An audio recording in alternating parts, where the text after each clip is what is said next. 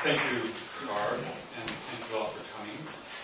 And many thanks to the Center for Mark Twain Studies, and again, to Barb and to Tim, and to the great hospitality that I've had here at the Center and Elmira College. And also, I have to say, too, how bereft I think the whole community of Mark Twain scholars is, and how shocked we were when we learned of Michael Kiskis's death. And it's kind of a raw experience almost to come here in the wake of that. But we, as scholars, will truly miss him. So, I'm here to talk about Mark Twain on the brain.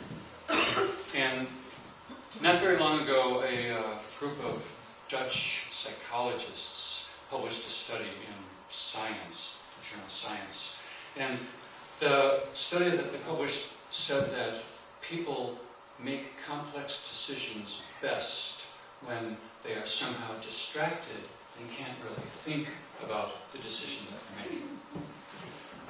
These people, the psychologists, acknowledge that psychologists for a long time have known that the brain processes a great deal of information unconsciously, you know, when you hear your name pop up in a conversation across the room and you haven't really been listening to them. But they asserted that the brain also can reason unconsciously. It can assess a mass of perceived information and then make astute judgments about all that information that the brain can't make consciously. Working memory doesn't have the capacity, they say, that the unconscious perception does, and so complicated decisions, very complex decisions, are made more effectively without thinking about it. Now, some of you may have read Malcolm Gladwell's Blink. Anybody read this book? Right. So I'll tell you a little bit about it, but it's a bestseller. And he basically popularizes the kind of research that these Dutch psychologists have been doing, celebrating the power and the sophistication of the unconscious and of decisions that are made without thinking in the blink of an eye.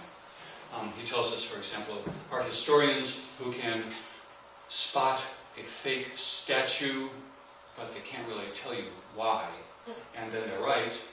Or of gamblers whose hands begin to sweat before a very risky gamble, before they're consciously aware that it's a risky gamble.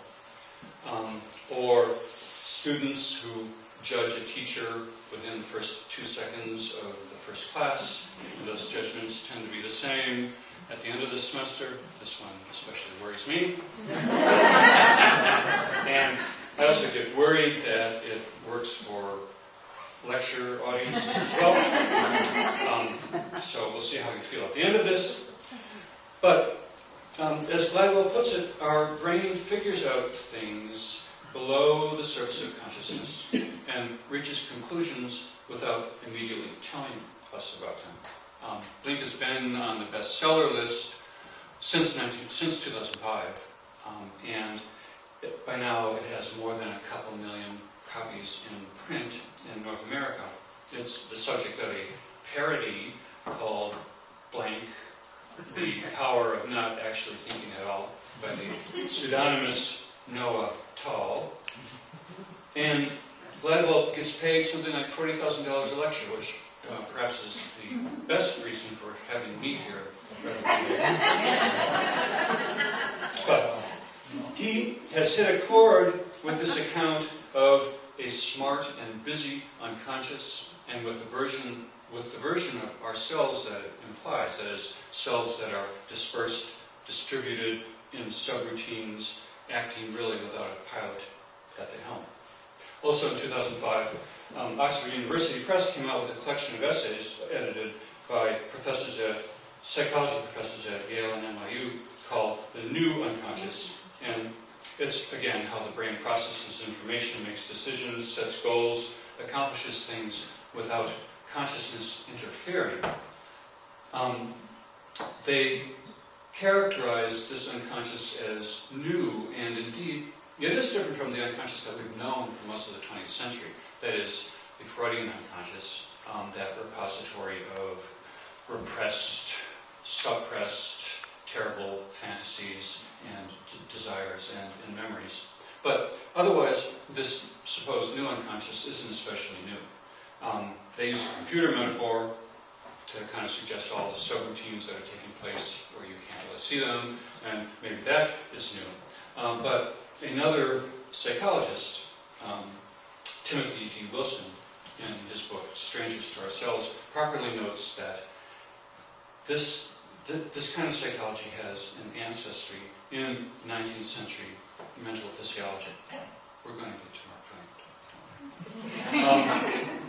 And Wilson invokes scientists I've been reading a lot of lately, such British scientists as Walter Carpenter, Thomas Laycock, and William Hamilton. And these physiologists, Wilson writes, understood that a lot of human perception, remembering, conceptualizing, and acting takes place without conscious deliberation or will.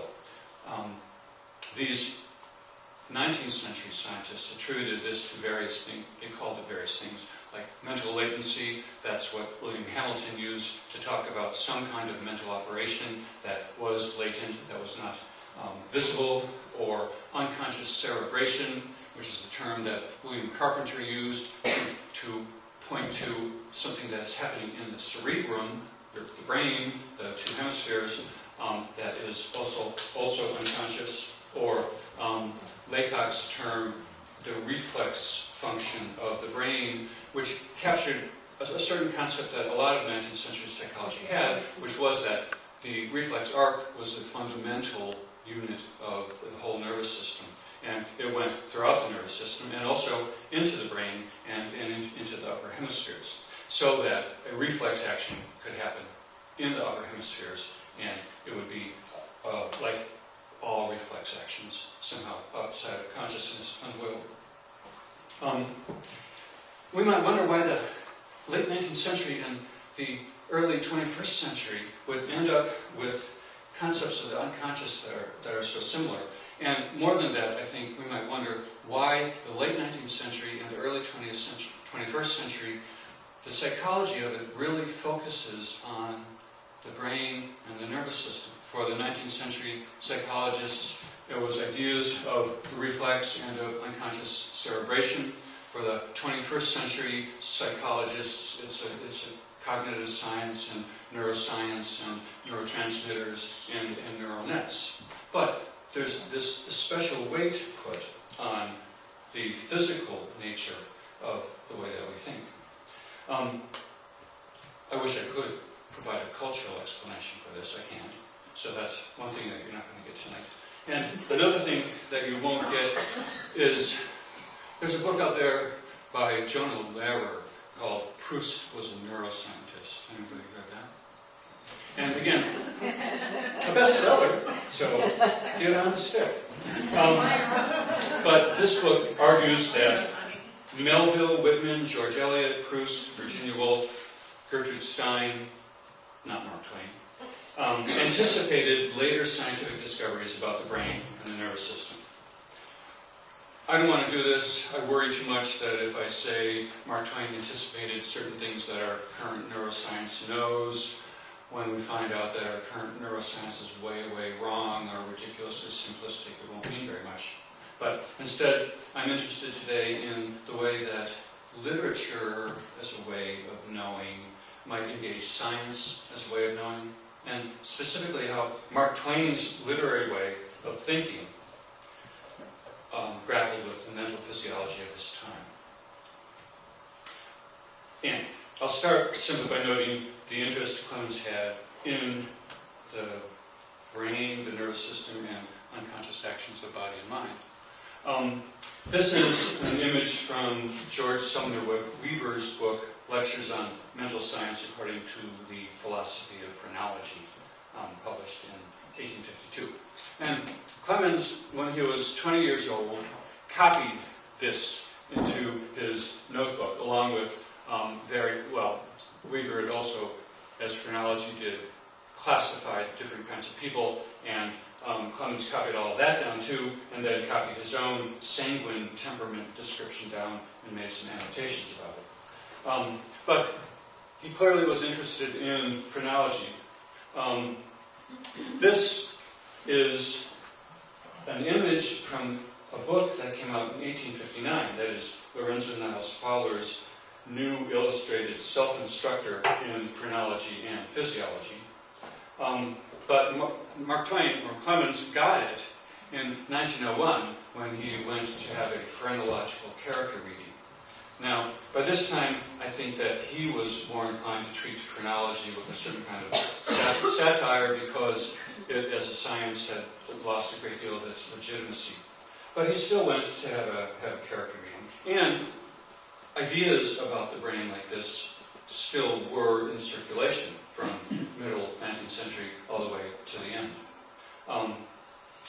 But I show you these mostly just to suggest that from early on till late, I think that Mark Twain was really interested in the brain, and then also in the way that biology, gray matter, somehow affected character and behavior. But now for a moment, I'm going to switch to things in Mark Twain's writing that show an interest in neurophysiology, that is, the working processes of the brain, rather than a kind of anatomy, the way that it's charted and mapped. And way back in 1860, in The Innocents Abroad,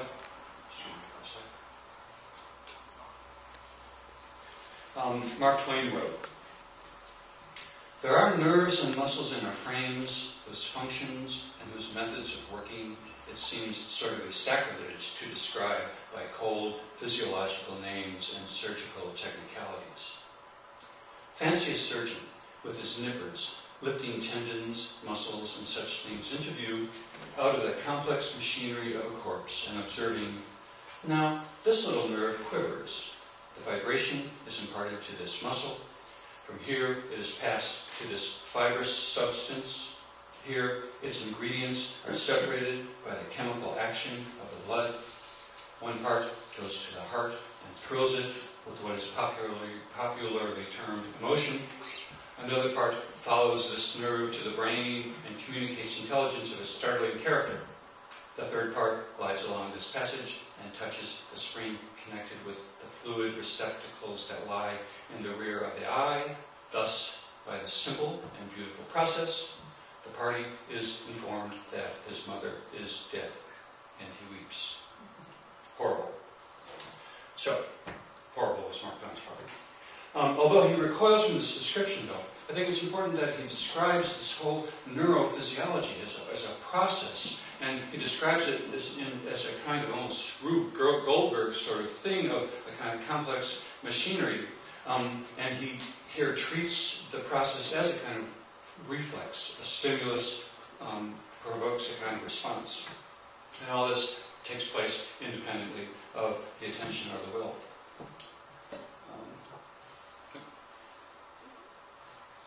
Dreaming, of course, was another kind of complex mental operation that took place apart from attention, will, or consciousness.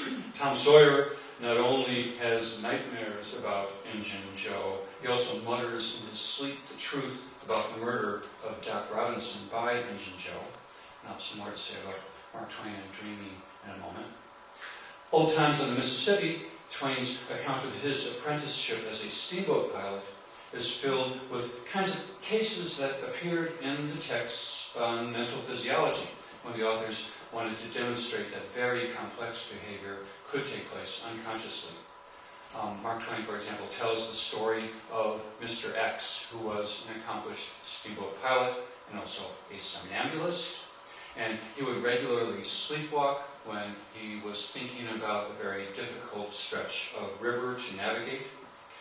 And one night, sleepwalking, he takes over the helm by telling the pilot on duty that he'd recently been through this bad stretch and could run it easier than he could explain how to do it. And indeed, he runs it perfectly, and more skillfully than if he had been awake.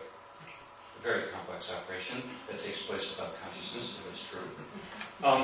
Clemens' piloting mentor, Bixby, tells him that a pilot can discern the difference between a treacherous bluff reef, that is, where there's a very, very steep incline, and then it levels off, and the water's on top, kind of just flowing over this bluff.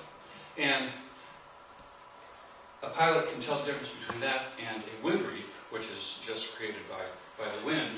But Bixby says he can't explain how to do it. It's just something that becomes implicit, unconscious. And also, well, you almost think of Gladwell's art historians. They can see something, they can't explain how to do it. Bixby also, Mark Twain tells us, can be engaged in a conversation, but he will selectively hear and register a shout of quarter twain in a series of half twains. That is when they're on the steamboat, they're announcing the depth of the water.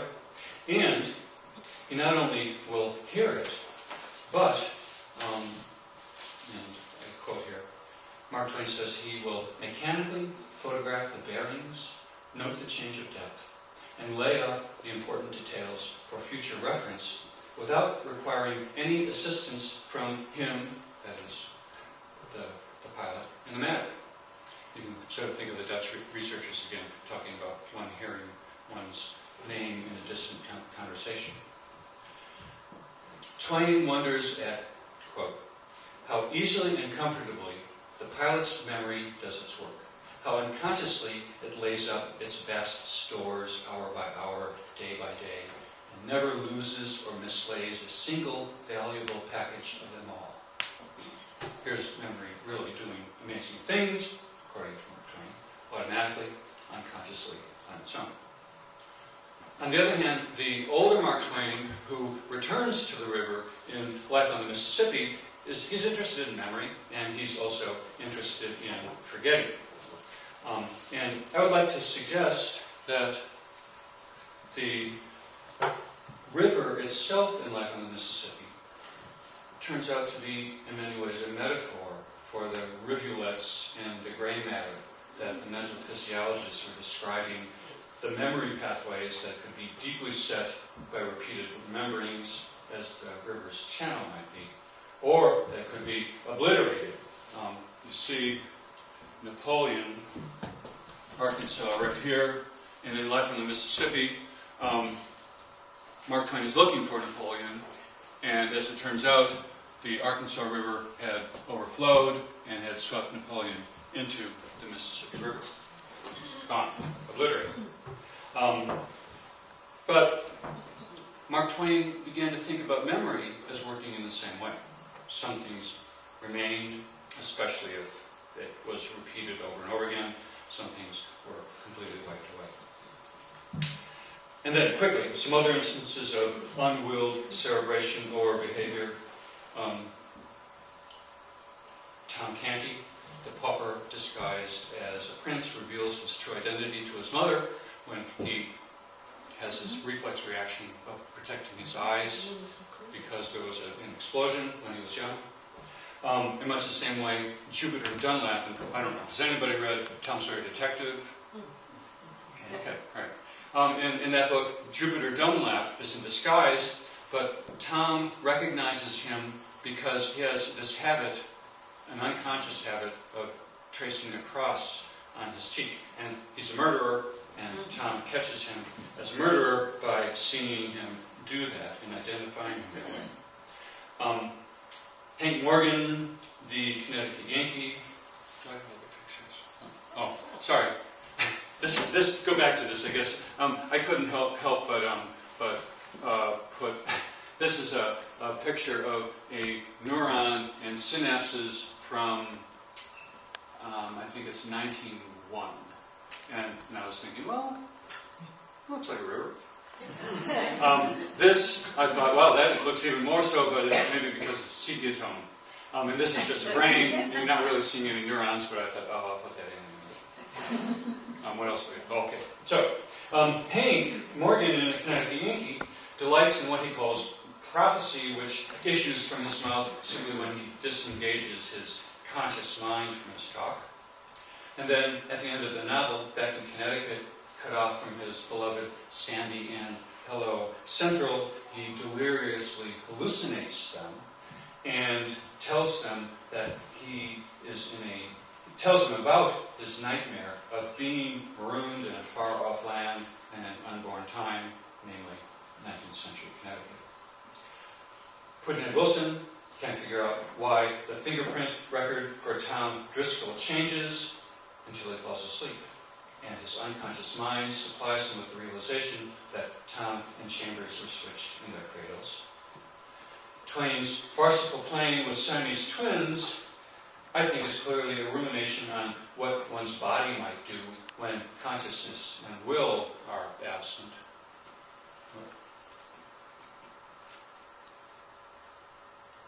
I'm going to go.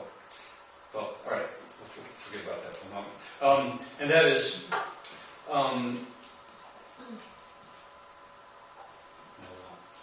we can also think, and I don't know what I do here with the slide, but we can also think, I think, given Mark Twain's, he doesn't really seem to believe in a personified God. I think that we can justifiably think that Joan of Arc, here is an illustration from his Joan of Arc, her visions are coming from someplace else in her brain. Okay, and then here are the twins, and this is actually an image that was published with the personal habits of the Siamese twins, which Mark Twain wrote in 1869. And I find it kind of interesting because in that sketch he talks about how the twins, their emotions are constantly the same, he says, but their thoughts end up different. And I think, well, maybe that's a beginning of his thinking about emotion almost as a kind of unconscious response, reflex, unlike conscious thoughts. But Angelo and Luigi, in Those Extraordinary Twins, that is before Mark Twain cut them in half and put them in Pudd'nhead Wilson, have one set of legs and two torsos. And we learn that when they eat, they don't even really pay attention to whose arm is bringing the food to whose mouth. And they say, well, we just do what's handy at the time. But there's almost a kind of unconscious way that these two are eating. But then also, their legs are controlled by one of them at a time, so that they switch off, which truly becomes a kind of case of unwilled action for the twin who does not have control. When Luigi kicks Tom Driscoll, right? And this is an action that Angelo didn't anticipate, didn't approve of, but then they're brought to trial for it in Those Extraordinary Twins. And in a kind of parody, I suppose, of the insanity defense, in which responsibility for the crime is put on the shoulders of like a second self. And here we have expert witnesses who can't tell which of the twins is executing the kick, no matter how carefully they scrutinize. Okay. There are other such moments of kind of unconscious processes spread across Mark Twain's writings, but by the 1880s, I think he had absorbed the vocabulary of mental physiology, most especially William Carpenter's term and concept, unconscious cerebration, so that Mark Twain referred to the good old UC that would fill up his creative well when it had run dry. And then it would come out, and his conscious self would simply be an amanuensis, taking down the dictation from this unconscious process. He also became obsessed with unconscious plagiarism, especially in relation to Oliver Wendell Holmes. He copied from, or did it unconsciously though, but he copied from Holmes. And he thought, well, there are ways that ideas are absorbed into the mind and put back on paper, and he had no idea where they came from, or that he was being a plagiarist. But it's especially in his later career, from the 1890s through the first part of the decade of the 20th century, that his pursuit of an understanding of unconscious brain processes accelerates. I was going to maybe kind of talk about each of these, and I think that I won't, but in the 1890s and early 1900s, he's reading a whole variety of books about psychology. So he's reading William James's Principles of Psychology, and this is the William James who is still the physiological psychologist, the one who talks in terms of reflexes and unconscious cerebration and automatisms. He also says that he's heard certainly of Jean-Martin Charcot and also the other French neurologists of the Nancy School, Hippolyte Bernheim and Ambroise Auguste Vierbeau, Hippolyte Bernheim out there. And he says that they are really the center of psychology during this time.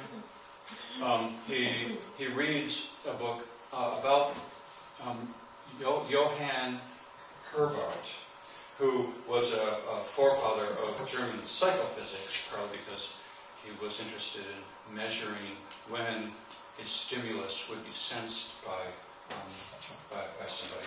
But anyway, he's very important for physiological psychology. And then he read James Mark Baldwin's Destroy the Mind, underlining the things that were about reflexes and automatisms. He read John William Draper, Human Physiology, Statical and Dynamical. I'll have something to say about that maybe in a second.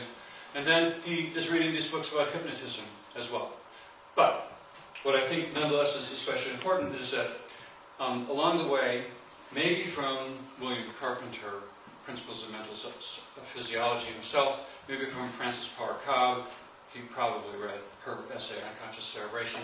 Maybe from Oliver Wendell Holmes, he read a lot of Oliver Wendell Holmes. And Oliver Wendell Holmes was a physiological psychologist. He seems to have read almost everything that was published and digested it, and in one way or another put it back out there. And Mark Twain certainly read Holmes. But somehow he had absorbed and embraced this idea of unconscious cerebration. But already in the 1880s, starting back here for a second, he had been developing the idea, as he put it in a talk before the Hartford Monday Evening Club, that man is merely a machine, that's a quotation, and, quote, the human machine gets all of its inspirations from the outside and is not capable of originating an idea of any kind in its own head, unquote. And devotees of Mark Twain may know that this kind of idea gets its really full treatment in What is Man, which is written between 1898 and 1905. But there he really talks about the humans as machines. They gather impressions, they combine them, it's all done automatically. Shakespeare differs from the rest of us only because we are sewing machines and he is a goblin loom. This is a reference to French tapestry. But in every case, men perceive and their brain machines automatically combine the things perceived, that is all. That's his most explicit message. It's often been, I think, disparaged because it seems kind of simplistic and maybe reiterated too often. There's one critic who says, oh, the same rant, the same pessimism, all these late writings, who needs it? But I think that there are interesting complications to extract from Twain's thinking. Now, certainly up to this point, I've provided a one-sided Twain who has absorbed and affirmed a kind of materialist, brain-based psychology that in his hands looks like it becomes a sort of grim, deterministic thing, but I need to pull back and acknowledge that Mark Twain is a complex thinker and a contradictory thinker. He always seems to have had other ideas simmering. He's so characteristically one who inverts things, who upends things, who takes oppositions and turns them around. And so I think that working with these ideas explodes in his later writings. And I want to hypothesize really that these later writings grapple with some really difficult and hard problems. That is, how do we explain the mystery of consciousness with all its nuances in light of this reduction of the mind to mechanical brain operations? How are we to think of identity if we are bundles of independently operating processes. If humans are the non-creative issue of physical mechanisms, where do the forces of creation lie? How are we to think of such forces of creation? Again, as material things or as something else? I think Twain pushes his materialist, brain-based model to its breaking point as he tries to extend his explanation of this to phenomena that people would ordinarily think of as spiritual or immaterial. He, in the 1880s, had worked on an essay he called Mental Telegraphy, and he'd become interested in the writings of the Society for Psychical Research and the possibility that minds could telegraph, as he put it, to each other. But the various examples he gave from his own experience of having sent or received mental telegrams really overlapped with his conceptions of unconscious brain processes. Just as unconscious cerebration would fill up his creative well and allow him to write, unconscious cerebration would provide a great deal of energy, enough energy, that it would zap out to another mind, someplace else. His brain might manufacture unconscious plagiarisms, but it was also possible that somebody else's idea just got zapped into his brain. Ideas, in one example from a Nevada mining camp friend of his, poured into his head, not in the form of words, but in the form of thought. But these thoughts, when he tried to put them in his materialist framework, were likened to electricity that gets carried over the telegraph. He certainly read Oliver Wendell Holmes's Over the Teacups in 1891, and there a character talks about the cells of the cerebral battery getting charged up with brain cell power corresponding to electricity, which he calls cerebricity, and which through cerebral induction, similar to electrical induction, can pass through space from brain to brain. And then in 1896 he was reading Phantasms of the Living by the core members of the Society for Psychical Research, and they very pointedly attend to brain biology and potential scientific materialistic explanations for thought transference, suggesting that undulations or particles may be emitted from one mind to another. One of the authors wrote of, quote, the transmission and reception of vibratory energy as a possible physical basis for thought transference, and invoke analogies of magnetic and electric induction, so that, again I'm quoting, it is possible to conceive that vibration waves or nervous induction are means whereby activity in one brain may evoke a kindred activity in another, with, of course, a similar correspondence of psychical impressions.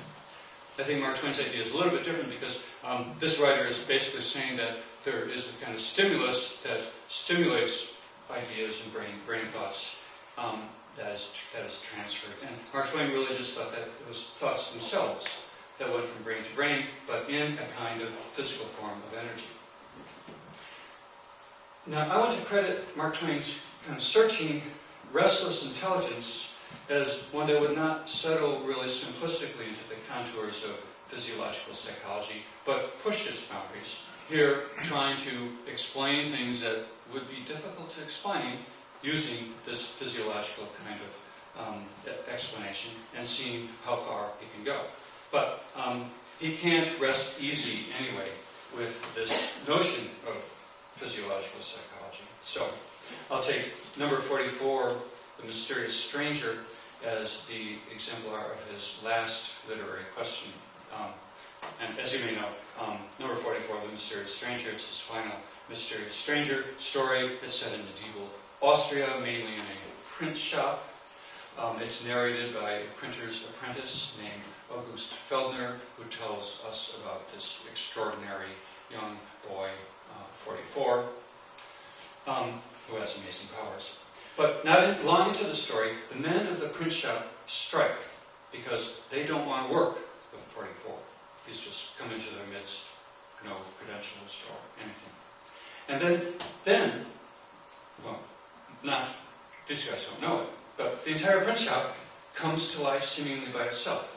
Type is set, forms are made, presses press, all seemingly automatically, all unbeknownst to the strikers. The explanation for this seemingly inexplicable phenomena is that 44 has set in motion duplicates of the workers, strike-breaking duplicates who, in this first manifestation, are invisible. As 44 explains to Auguste, you are not one person but two. One being your workaday self, which tends to business. The other, your dream self, which has no responsibilities and cares only for romance and excursions and adventure. While one sleeps, the other is in control. 44 has put the dream self cells of the workers to work. And then he explains to Auguste that the dream self is a substanceless spirit, while the workaday self can't get away from the flesh and is clogged and hindered by it. Perversely enough, after the duplicates finish the print job, 44 puts flesh on them, making these spirits material.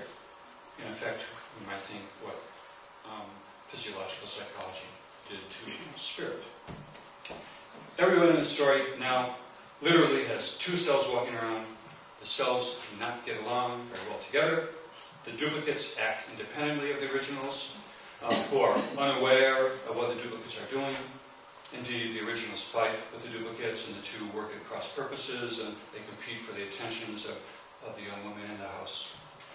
Here's a kind of very literalization and kind of realization and materialization of the idea of autonomous parts of the self, unaware of each other, unacquainted with each other.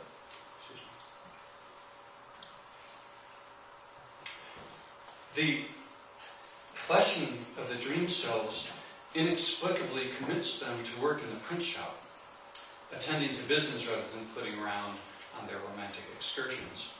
And Auguste's dream self yearns, as he puts it, to be released from this odious flesh and to be back in Auguste's skull, the base for his extravagant dream travels. And because this dream self interferes with Auguste's romantic prospects, Auguste also thinks it would be good to put it back, quote, into my body and lock it up there for good. But Twain seems to have written himself into a contradiction, right? His dream cells are immaterial, substanceless, yearning to be free of the prison of odious flesh, yet they are based in the brain, normally locked in the body. So how dependent are they on the flesh, on the brain, on the materialized mind? 44, or Mark Twain, now steps in with another explanation. Humans really have three selves: a waking self, a dream self, and a soul. Both the waking self and the dream self are fleshed, and I quote, function by the brain and the nerves, and are physical and mortal. They are not functionable when the brain and the nerves are paralyzed by a temporary hurt or stupefied by narcotics. And when the man dies, they die, since their life, their energy, and their existence depend solely upon physical sustenance, and they cannot get that from dead nerves and a dead brain. Accordingly, even though Auguste's dream self has been given his own body, he's very solicitous about the welfare of Auguste, advising him about his health. And Auguste, as it turns out, eats for both of them, kind of in an echo of Siamese twins. But he thinks of Auguste thinks as, quote, a piece of mere property that he was commercially interested in. His body. On the other hand, Auguste's soul is immortal and substanceless.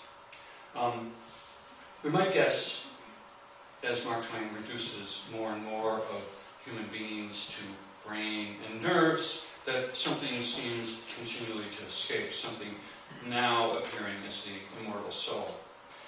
And now Twain reaches the end of a story that is not really an end, that is not really a finish. And what seems initially like the ultimate repudiation of materialist psychology, 44 tells Auguste that nothing exists. By this, he means that nothing material exists. Life itself, 44 says, is only a vision, a dream. Nothing exists save empty space and you. Moreover, you are not you. You have no body, no blood, no bones. You are but a thought. A singular, inextinguishable thought, a thought wandering alone forever in empty space, empty, shoreless space, a thought imagining or dreaming out of nothing such fictions as the universe, the world, and 44 himself.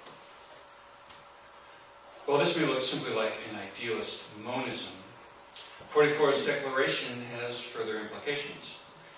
That is, Twain applies what he has learned, I think, from late 19th century materialist psychology to this floating thought, which ends up being split, dual, having multiple selves. The universe is made up of dreams, 44 says, of visions, fictions, which are, quote, hysterically insane, like all dreams. And I think the reference to hysteria is significant. It invokes an uncontrollable dimension of the psyche that 19th century neurologists had rooted in the nervous system. I think important. And then 44 adds that the universe is made up of contradictions and cruelties, divine obtuseness and ignorance, grotesqueries, pure and puerile insanities, the silly creations of an imagination that is not conscious of its freaks. Unquote. The creative primordial thought, in other words, is subject to automatisms and unconscious processes, freakish and uncontrolled fabrications. Mental physiology here shapes the spiritual, the immaterial realm. When Twain thinks his way to the isolated thought as the origin of all things, it is stupid. A stupid divinity with a sliver of awareness that has no control over its imaginative processes. This is materialist psychology applied to the divine, the only way that Twain could explain the cruelties and irrationalities of the universe. What Mark Twain does here exemplifies what I think is the payoff of literary engagement with science, especially literary engagement with the science that would presume to explain literature itself as the product of certain complicated firings of synapses. Twain refuses to come to conclusions about physiological psychology and imagination and spirit. His imagination keeps raising questions, posing problems. One might say that dialectical thinking is the principle, not literary thinking, but I think literature has a different capacity to find its way into gaps, fissures, and unexpected dissonances where it can push and test and contradict, and then reposition whatever conclusions it may come to so that they open up again as complex, multifaceted questions. Mark Twain always seems to do this, and for me, that makes it wonderful to return to his writing again and again. And that's really the end, although I at some point had meant to show these. Now, if you remember, you go back to those chronological images of the brain, compare that to this image of the structure of the brain. And I have this idea that Mark Twain's ideas about material psychology move from static sorts of versions, phrenological sorts of versions, to a version of the brain as really riven by all kinds of forces, all kinds of flows, all kinds of things that are happening, again, below consciousness. And this is from the Draper book. Mark Twain had read this in 1903, and I thought, well, that's an interesting version of the brain in comparison to that. There's another, it seems like there are flows, right? Things happening more so than here. And then that I just put in, that's the nerves of the face, but it also looks like a mess compared to that. So, thank you very much.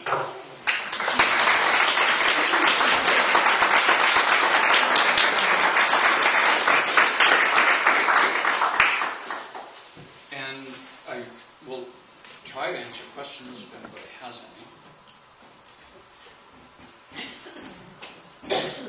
I have a question. Yes? For you, which came first, the interest in the late 19th century science or in Mark Twain, this aspect of Mark Twain? The latter. Or I wrote a book about Mark Twain and theater, and Mark Twain and performance. And I discovered that in the 19th century, a lot of people were explaining performance in scientific kinds of terms. And it included the idea that one could perform in a believable, authentic way if the mind wasn't governing all the movements, but instead, sort of like method acting, one became the character.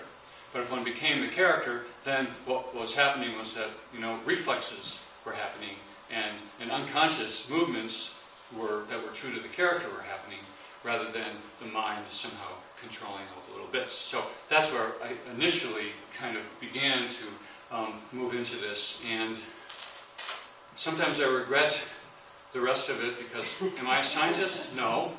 But I became more and more persuaded that this was an important sort of idea.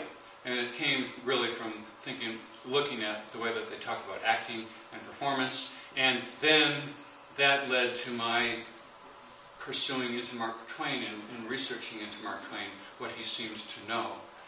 And some of that was in that book about theater, but much less. And now that turned into a book or a book project, which is taking me much, much, much too long to finish, about sciences of the brain and the nervous system and American literature of the late 19th and early 20th centuries.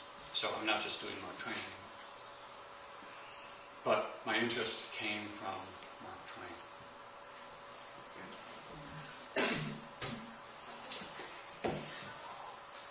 No. Yes? When Twain were to discuss his thoughts on all this with someone in his circle. Say it again, I'm sorry. When Twain were to discuss thoughts on any of these with people in his circle, who would those people be? I'm trying to think now. I mean, he writes. Well, I don't know. I wouldn't be surprised if he did talk about this with Joe Twitchell, but I'm not positive. It's the sort of thing that they would logically seem to talk about. And yes, no, definitely Howells. And as a matter of fact, all right, I should think. Howells is turning out to be a big part of this book project, but because Howells read a great deal of the same books, Howells wrote, especially in the 1890s, wrote stories that were more or less, they were about a story about memory, or a story about forgetting, or a story about a young woman who experiences trauma. Sees her mother killed by a train, and her memory is completely wiped away. And Howells really does, maybe even more than Mark Twain in some ways, Howells works through these kinds of ideas. But there was communication between Howells and Mark Twain about that. More than Twitchell. I would especially put Howells there as the important figure. And then, he didn't really probably talk to Oliver Wendell Holmes. But Oliver Wendell Holmes, even though, has anybody ever read anything by Oliver Wendell Holmes? No. Because I asked because he's unfortunately, disappeared into the territory of the decanonized, and maybe in some ways, legitimately so, but in other ways, he was so important to literary culture. And again, this is white middle class Eastern literary culture. During the mid to late 19th century, everybody read him, but you see very few people really talking about these other authors in terms of Oliver Wendell Holmes. Of course, William Dean Howells has practically fallen into the territory of the decanonized as well. So I'm studying a bunch of people that nobody knows about except Mark Twain.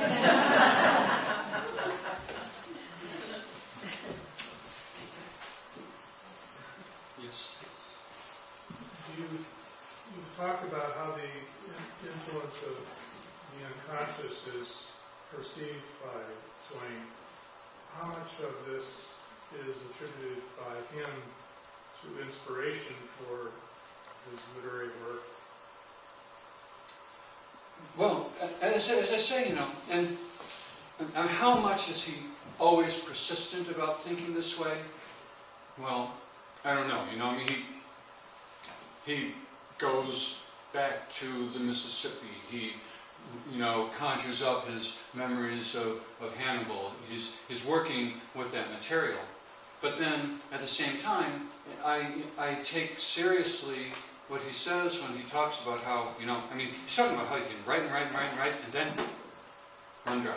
Can't write anymore. So, anyway, as was so typical of him, you know, throw that manuscript into a cubbyhole and wait years maybe and bring it out again, try to do something else. But it was like he thought that he had this creative energy that was a fund that was created by this cerebration. And, you know, a very common kind of 19th century notion, like everybody thought that people had this limited fund of energy that could be used, I'm going off topic a little bit, but that could be used in various ways, that could be, you know, wasted in various ways. Women wasted their energy for reproduction when they went to school. Men wasted their energy for creativity when they masturbated. You know, you want to be careful about your energy.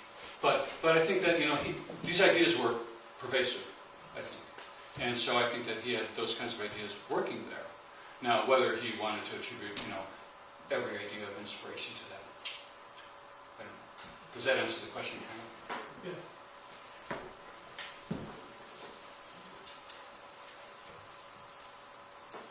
Anybody else?